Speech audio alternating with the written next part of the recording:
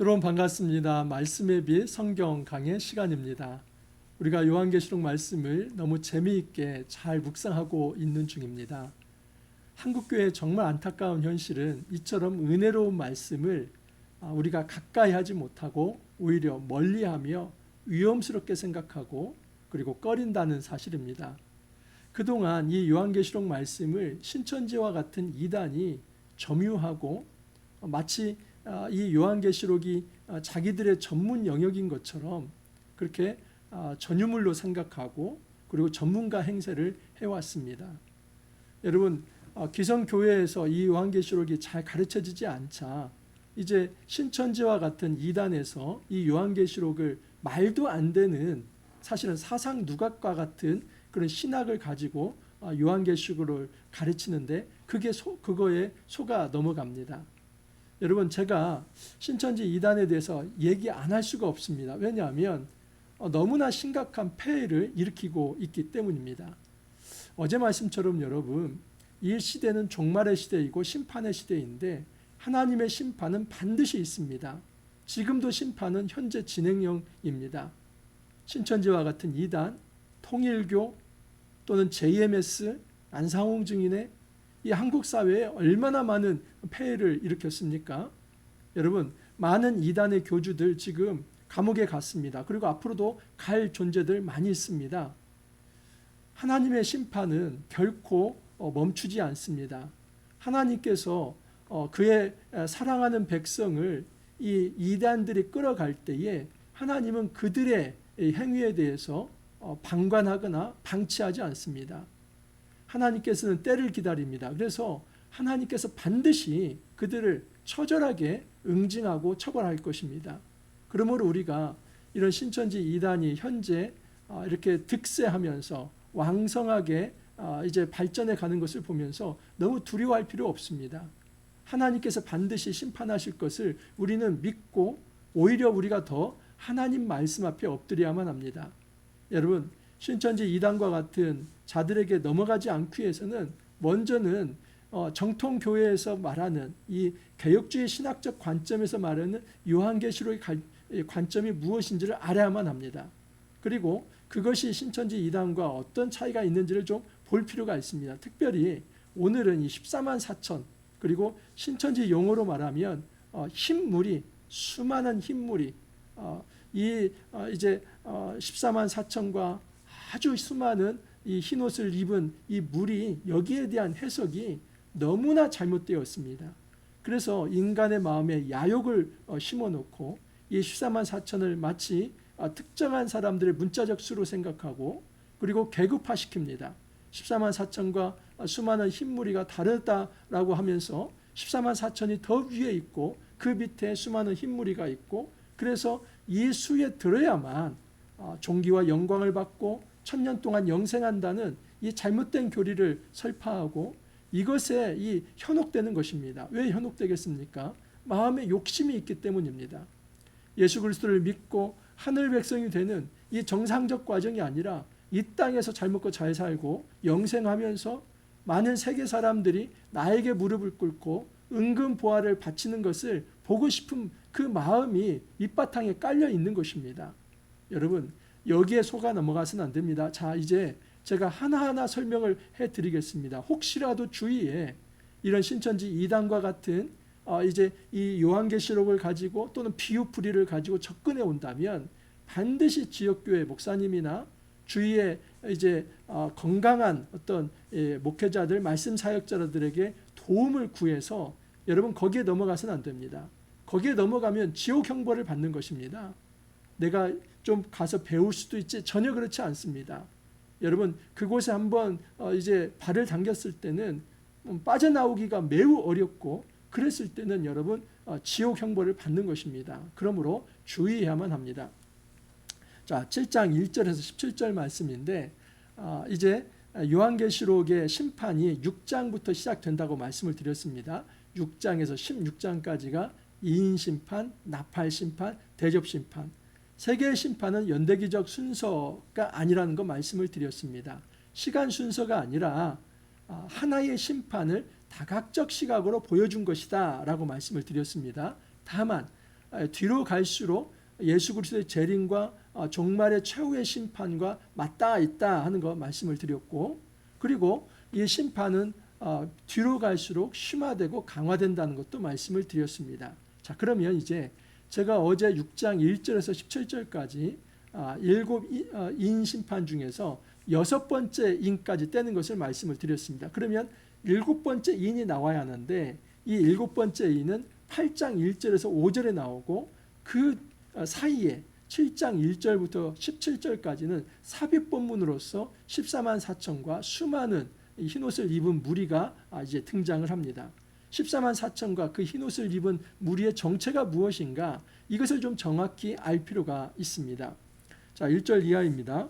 이일 후에 내가 내 천사가 땅 네모퉁이에 선 것을 보니 땅의 사방의 바람을 붙잡아 바람으로 하여금 땅에나 바다에나 각종 나무에 불지 못하게 하더라. 지금 사도 요한이 보고 있는 것은 뭐냐면 네 천사입니다. 이 네 천사. 그런데 그 네 천사가 땅 네모퉁이에 섰습니다. 그러니까 또 네모퉁이, 그리고 바람을 이제 붙잡고 있습니다. 그래서 땅에 불지 못하게 합니다. 여러분, 땅 네모퉁이는 동서남북을 상징하죠.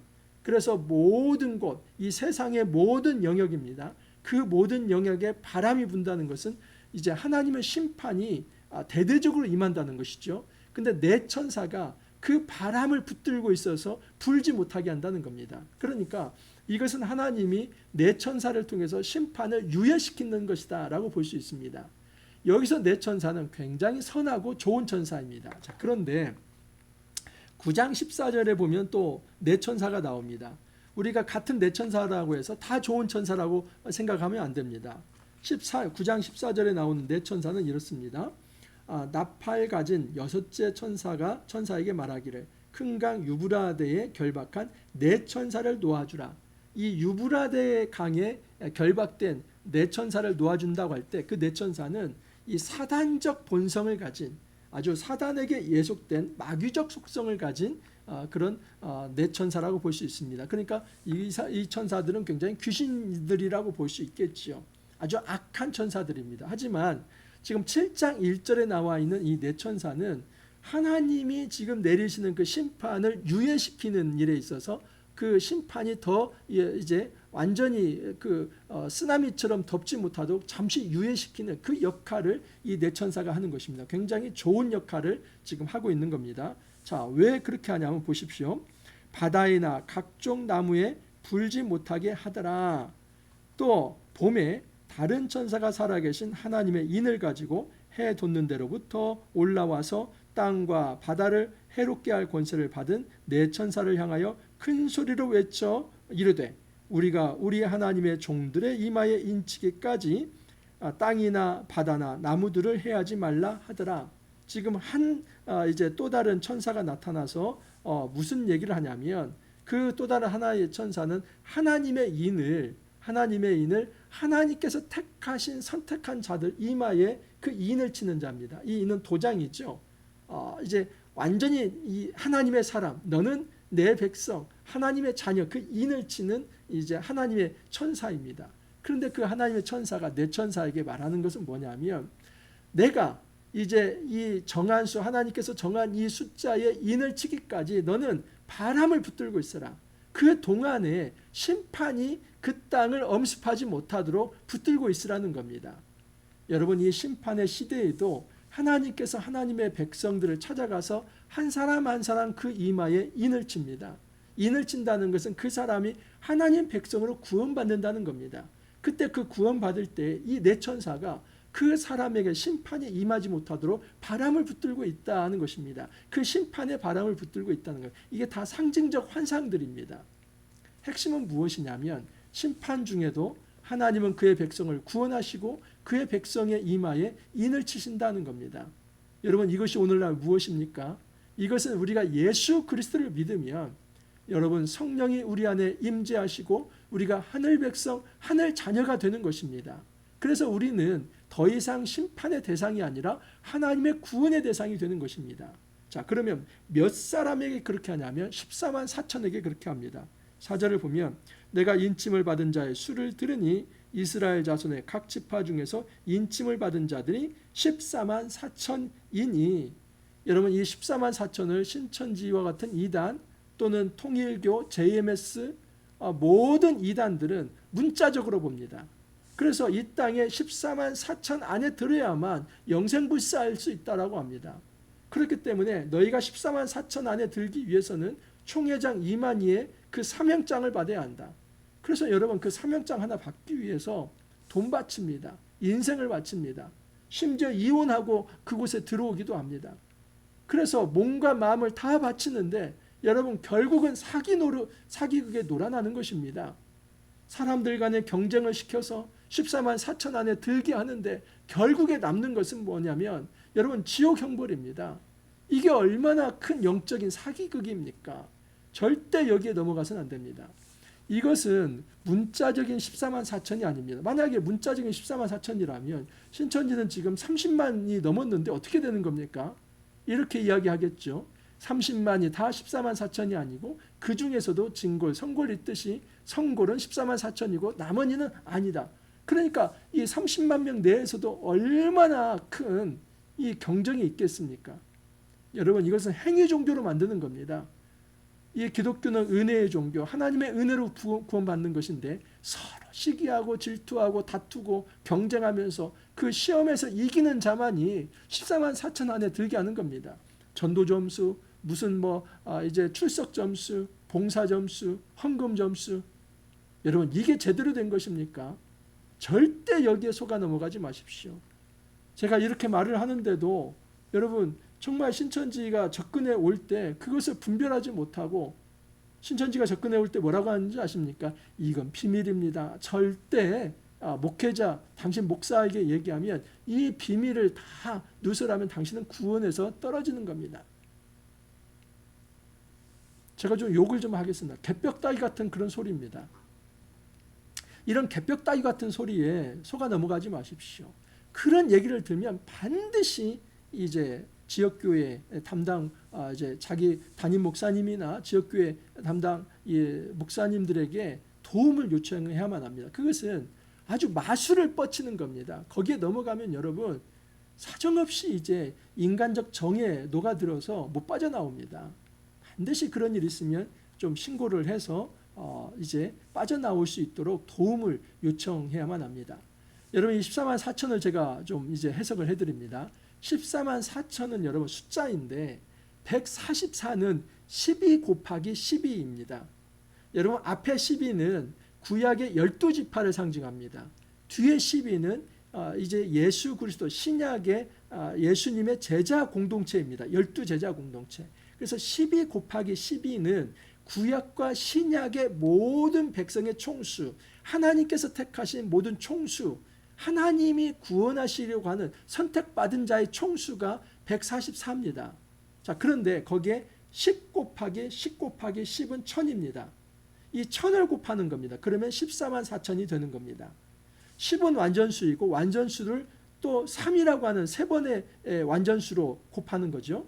10 곱하기 10 곱하기 10 이런 수에서 1000이라고 하는 숫자는 셀 수 없는 무한한 수를 의미합니다. 물론 하나님께는 다 하나님께서 정한 수이지만은 우리 인간이 보기에는 셀 수 없는 무한한 수를 이제 1000이라고 하고 그 1000을 144에 곱해서 14만 4천이라는 숫자가 나오는 겁니다. 그러면 우리 인간으로 놓고 볼 때는 문자적으로 14만 4천이 아니라 그게 수십억 명이 될 수도 있고 엄청나게 더 많은 숫자가 될 수도 있는데 우리가 상상할 수 없는 그 많은 이제 구원받은 백성 수, 그러나 하나님께서는 정하신 수, 하나님께서는 하나하나 다 아시죠. 하나님께서 그 정하신 수, 그러나 우리 인간이 보기에는 너무나 엄청난 큰 수, 이 하나님의 백성의 총수를 14만 4천이라고 얘기를 하는 겁니다. 자, 유다 지파가 나오고 루벤, 갓, 아셀, 납달리, 므낫세, 시므온, 레위, 이사갈, 스불론, 요셉, 베냐민, 그렇게 해서 각 지파의 1만 2천 쓰기입니다. 그래서 14만 4천이 되는 것입니다.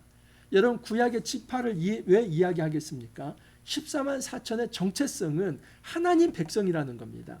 하나님이 택한 백성, 하나님께서 선택한 백성. 여러분 이것은 문자적으로 14만 4천이 아니라 하나님께서 계획하신 신약과 구약의 모든 택함 받은 백성, 이렇게 꼭 정리를 하셔야만 합니다. 꼭 다른 문자적 어떤 숫자를 얘기할 때는 신고하십시오.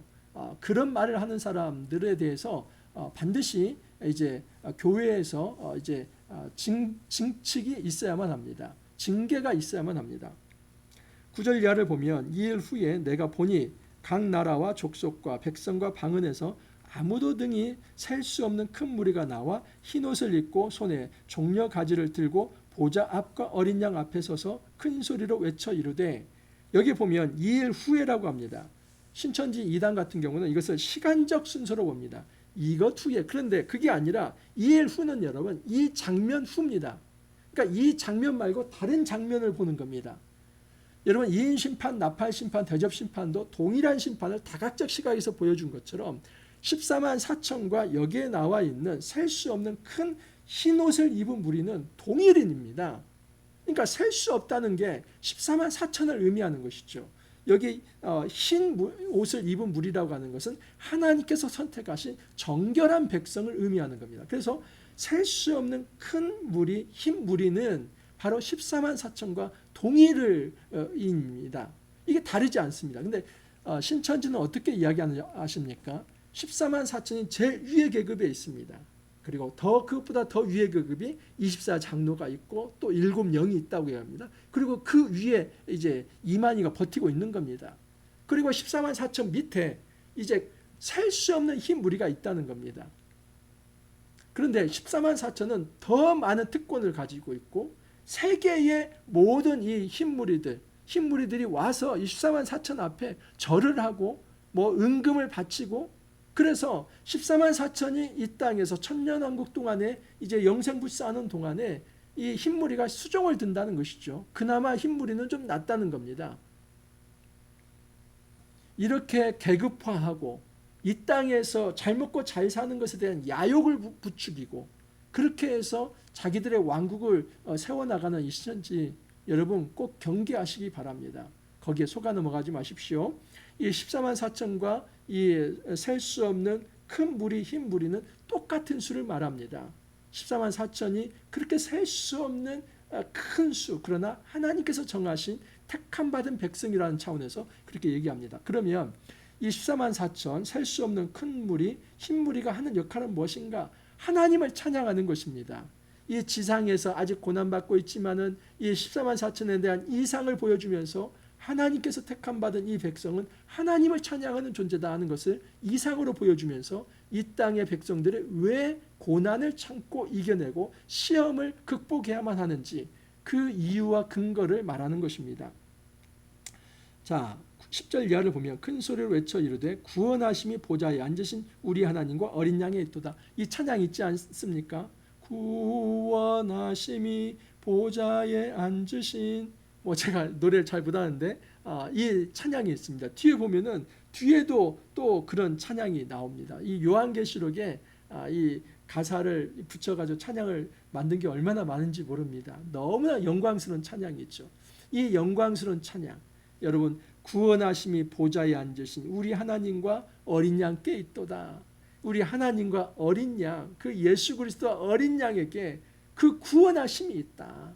그 구원하시는 우리 하나님, 성부 하나님과 성자 예수님을 찬양하고 있습니다. 모든 천사가 보좌와 장로들과 내 생물의 주위에 서 있다가 보좌 앞에 엎드려 얼굴을 대고 하나님께 경배하여, 4장 5장에서 제가 이미 말씀을 드렸죠.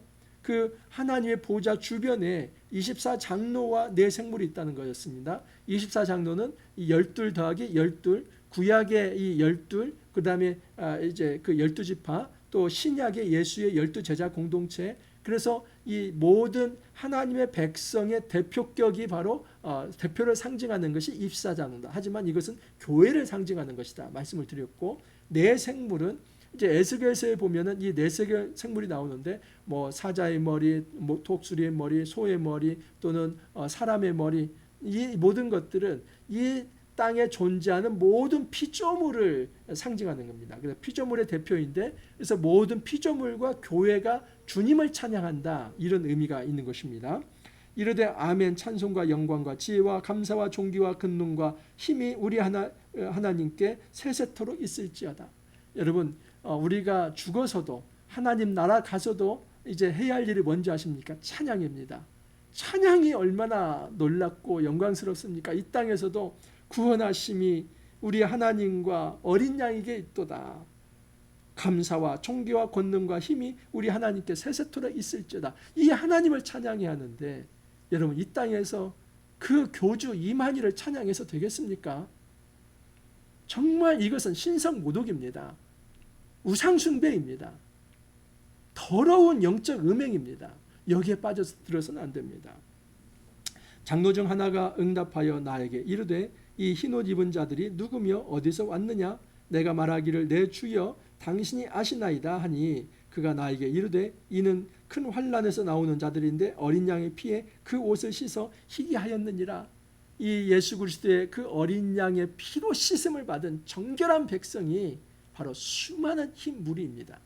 자, 여러분 신천지 해석을 하나만 더 말씀을 드립니다. 신천지 신학의 가장 근간은 무엇이냐면 영이 육을 들어쓴다는 겁니다. 영이 육을 들어쓴다. 그래서 시대별 목자를 얘기합니다. 다윗도 목자이고 아브라함도 목자이고 심지어 예수도 그 목자입니다. 시대별. 2000년 전 2000년 시대에는 예수라는 목자가 있습니다. 그러나 예수라고 하는 목자의 이 육체가 십자가에 못 박히고 죽었다는 겁니다. 여러분 죽고 끝난 겁니다. 신천지의 입장에서 보면 육체는 끝난 겁니다. 그러면 부활이란 건 뭐냐? 그 예수를 들어쓰는 이 영, 이 예수를 들어쓰는 그 영이 살아남았고 이 예수의 영, 그것은 이제 보혜사의 영이라고 얘기합니다. 그리고 예수가 보혜사인데 또 다른 보혜사. 그러면 그 보혜사를 누구로 말하냐면 이만희 육체를 말합니다. 그래서 이만희라고 하는 그 육체를 이제 예수의 영, 보혜사의 영이 와서 들어쓴다는 겁니다. 욕 한 번 더 하겠습니다. 개벽 따위 같은 그런 말도 안 되는 신학입니다. 여러분 예수님께서는 육체로 부활하셨고 그리고 예수님은 지금도 하늘 보좌 우편에 앉아 계십니다. 그런데 왜 예수의 육체가 죽었다고 얘기를 합니까? 육체로 부활하셨는데 이것 자체가 예수에 대한 신성 모독이고 또한 예수의 몸이 죽었으니 이제는 2000년 후에 이 시대에는 이만희가 예수와 같은 시대의 목자라고 말하는 것 자체가 신성 모독이고 그것은 여러분 우상숭배이고 성경을 정말 오해가 아니라 이 하나님 말씀을 왜곡시키는 겁니다. 이런 자들이 심판을 받는 겁니다. 반드시 하나님 심판하실 것입니다. 예수 그리스도를 통해서 구원하심이 그에게 있고 예수님의 피를 통해서 우리가 정결함을 받는데 말도 안 되는 한 인간이 요한계시록을 자기만이 해석할 수 있고 그것을 믿어야만 구원받는다고 얘기하는 것은 천하의 여러분 이건 사기꾼이고 그리고 이런 집단을 통해서는 구원이 없습니다. 제가 이렇게 강하게 이야기하는 이유는 여러분 한국 사회에 신천지가 너무나 큰 해악을 끼치고 있기 때문입니다. 30만 명 여러분 쉽게 생각하지 마십시오. 그 30만 명은 6개월 그 무료신학원 다 훈련을 받고 또 시험 보고 점검을 받아서 정의화된 요원입니다. 그래서 그 30만 명이 목숨을 걸고 있습니다. 이것은 거의 3천만 명의 이 어떤 핵폭탄급입니다. 그러니까 결코 우리가 그들의 이 행동, 교세에 대해서 만만하게 생각할 것이 아니라 정말 한국 사회에 너무나 큰 해악을 끼치고 있고 이 시대의 한국교회를 위협하고 있는 암적 존재가 이 신천지라는 것을 꼭 생각하면서 여기에 넘어가서도 안 되고 여기에 넘어갈 것 같은 사람이 있으면 주위에 건강한 목회자들에게 바로 이 얘기를 해서 구원할 수 있도록 해야만 합니다. 그러므로 그들이 하나님의 보좌 앞에 있고 또 그의 성전에서 밤낮 하나님을 섬김에 보좌에 앉으시니가 그들 위에 장막을 치시니 그들이 다시는 줄이지 아니하며 목마르지도 아니하고 해나 아무 뜨거운 기온에 상하지도 아니하리니 이것이 바로 이상이지요.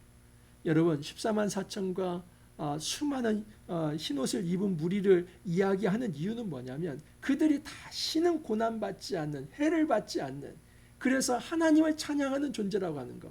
이게 다 언제 이루어질 것입니까? 예수님의 재림하실 때에 완벽하게 이루어지는 것이죠. 이런 이 상을 보면서 이 땅에서 참으라고 하는 메시지가 요한계시록입니다.